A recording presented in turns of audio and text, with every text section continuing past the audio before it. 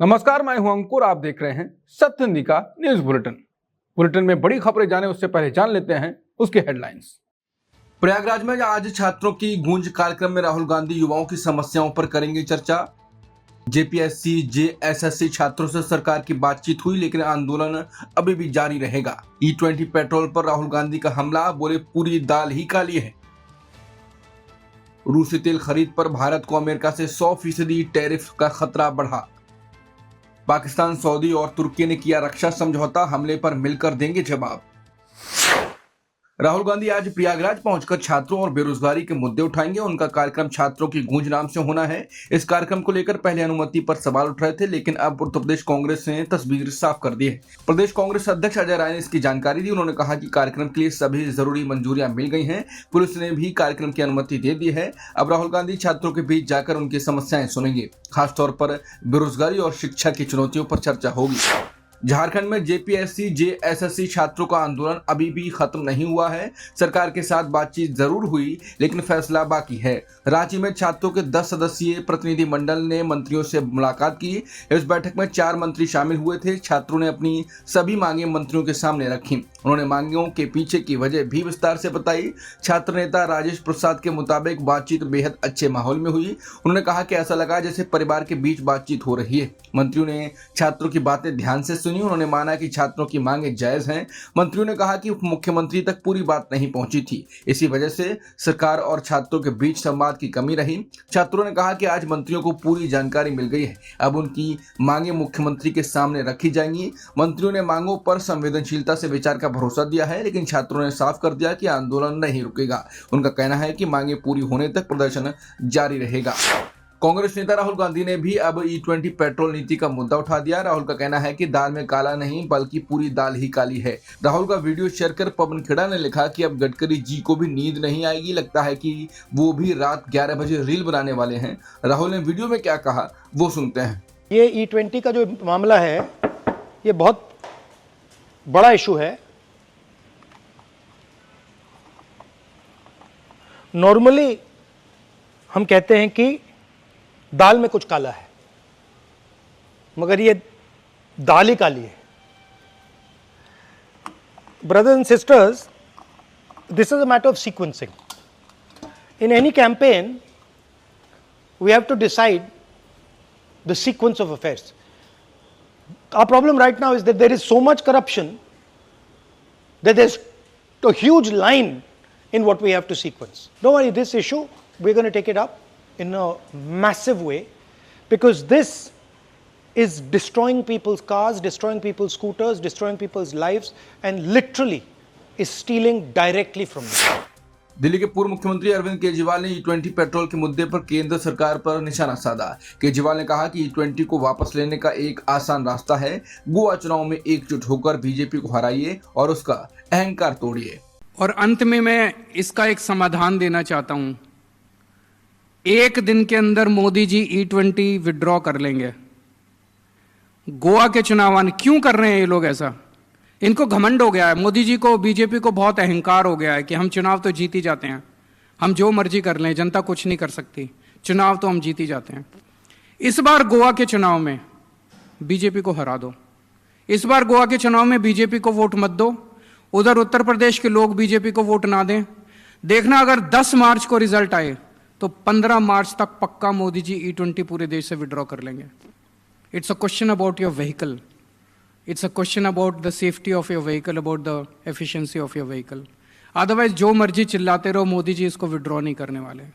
तो मेरी लोगों से अपील है कि इस बार, और अगर आपने कांग्रेस को वोट दिया तब भी नहीं मोदी जी विड्रॉ करेंगे, बिकॉज कांग्रेस वाले जाके फिर बीजेपी की सरकार बना देंगे।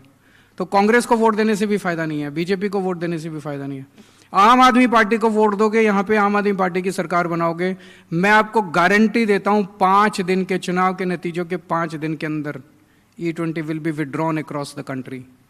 So the solution lies in the hands of the people of Goa. E20 पर विपक्ष के सवालों के बीच केंद्रीय पेट्रोलियम मंत्री हरदीप पुरी ने कहा कि कुछ लोग E20 को लेकर भ्रम फैलाने की कोशिश कर रहे हैं। It will help provide entrepreneurs with support for setting up new plants. Also, it will provide for pipeline connections, etc. And finally, our biofuel blending program is doing exceptionally well. Some of you may have heard about E20 and some people trying to create some controversy around it. I want to conclude by just leaving some thoughts with you. I said that we have 107,000 or thereabouts, 106 depending on 107,000 retail outlets. Every day, something like 6 to 7 crore customers go to the petrol pump every day. If there is contamination, the contamination can take place in anything. Contamination can take place in the food you eat, in the air you breathe. It can take place in kerosene. It can take place in diesel. It can take place in anything. You know, somebody said there was one organization wrote a letter. That letter was, I think, 28th July. 2 weeks before that, we had started rigorous testing. UPI भुगतान पर संभावित शुल्क को लेकर सरकार और विपक्ष आमने सामने आ गए। कांग्रेस महासचिव जयराम रमेश ने वित्त मंत्री निर्मला सीतारमण के बयान पर सवाल उठाए। उन्होंने आरोप लगाया कि सरकार धीरे धीरे जीरो एमडीआर व्यवस्था खत्म करने की तैयारी कर रही है। वित्त मंत्री ने कहा था कि एमडीआर केवल व्यापारियों पर लागू होता है, ग्राहकों पर नहीं, और इस पर अभी अंतिम फैसला नहीं हुआ है। लेकिन जयराम रमेश का कहना है कि अगर व्यापारियों पर शुल्क लगाया गया तो वो सामान और सेवाओं की कीमत बढ़ाकर इसका बोझ ग्राहकों पर डाल देंगे। उन्होंने कहा कि इससे छोटे दुकानदार और रेडी पटरी वाले सबसे ज्यादा प्रभावित होंगे, क्योंकि वो यूपीआई का सबसे अधिक इस्तेमाल करते हैं। कांग्रेस का कहना है कि यूपीआई एक सार्वजनिक डिजिटल व्यवस्था है, इसलिए इसके संचालन का खर्च सरकार और आरबीआई को उठाना चाहिए। इस मुद्दे पर सरकार और विपक्ष के बीच सियासी बहस तेज हो गई। अमेरिकी सीनेट ने भारत के लिए बड़ी चिंता पैदा करने वाला बिल पास किया। इस बिल में रूस से तेल खरीदने वाले देशों पर भारी टैरिफ का प्रावधान है। सीनेट ने बिल को 86-11 वोटों से मंजूरी दी है। अब राष्ट्रपति ट्रंप के पास इसे लागू करने का अधिकार होगा। ट्रंप इन देशों से आने वाले सामान पर 100% तक टैरिफ लगा सकते हैं। इस सूची में भारत और चीन समेत 5 देश शामिल हैं। अजरबैजान, हंगरी और स्लोवाकिया भी सूची में हैं। इन देशों पर कार्रवाई की वजह रूस से तेल और गैस खरीदना है। अमेरिका का कहना है कि इससे रूस की युद्ध फंडिंग पर दबाव बढ़ेगा। रूस अभी यूक्रेन के खिलाफ युद्ध लड़ रहा है। भारत के लिए यह बिल इसलिए अहम है क्योंकि भारत रूसी तेल का बड़ा खरीदार है। रूस से कच्चा तेल खरीदने में भारत चीन के बाद दूसरे नंबर पर है। ऐसे में भारतीय सामान पर अमेरिकी टैरिफ और बढ़ सकता है। चीन की नाम बदलने की कोशिशों के बीच भारत ने बड़ा कदम उठाया।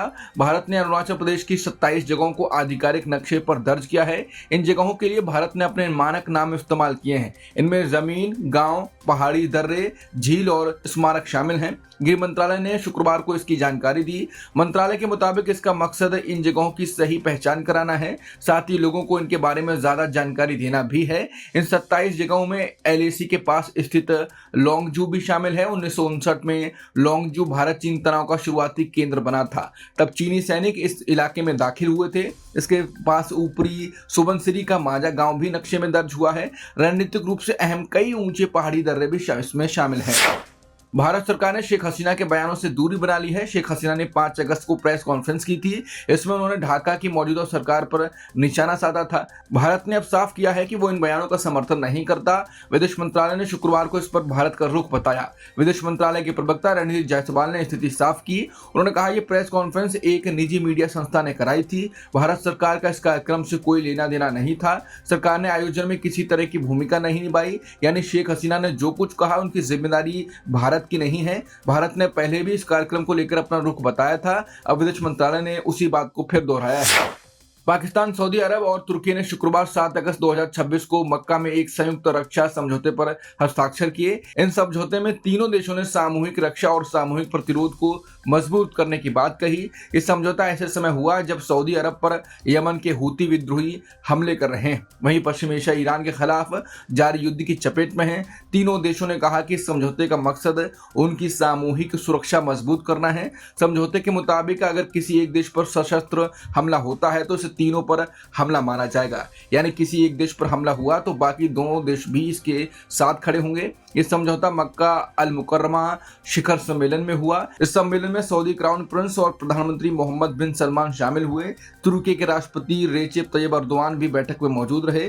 पाकिस्तान के पीएम शहबाज शरीफ ने भी सम्मेलन में हिस्सा लिया। अब तक के बुलेटिन में इतना ही। बाकी खबरों के लिए बने रह सकते हैं सत्य हिंदी के साथ। नमस्कार।